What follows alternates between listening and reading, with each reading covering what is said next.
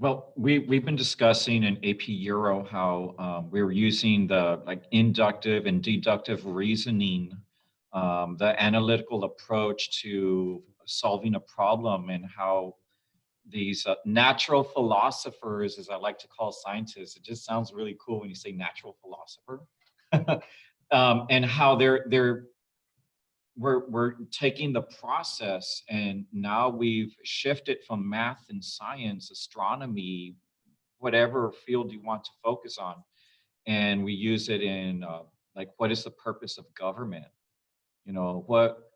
What is the state of man, of our species?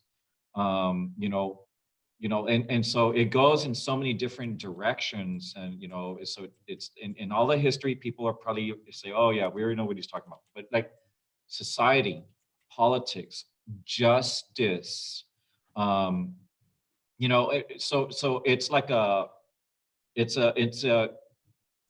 process, it's an approach that kind of enlightens us, like it makes us kind of like observe everything better, and recognize some of the things that we're doing, um, whether by design or by tradition.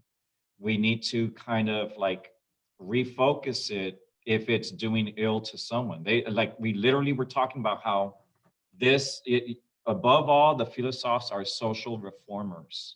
It's all about social reform. And it gets birthed out of the scientific rev and scientific method. So when you're saying all of this, MC, I'm just like, yes, yes, yes. That's So it all perfect, makes Rodrigo. sense. Right. That is absolutely perfect.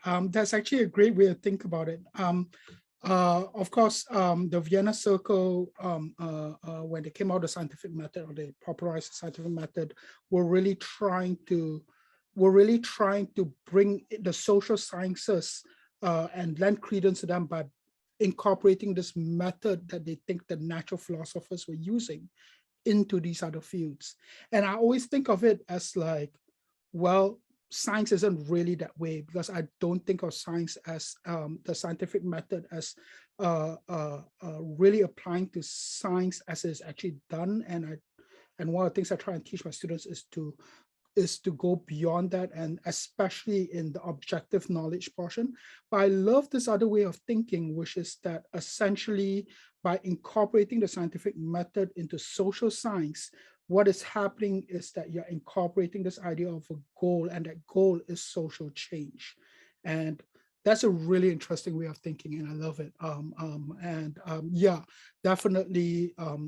I think that there was a point when these two fields, or these two multiple disciplines, had very similar goals, and it's worth thinking again about what those goals are and how do we get to that from the different disciplines.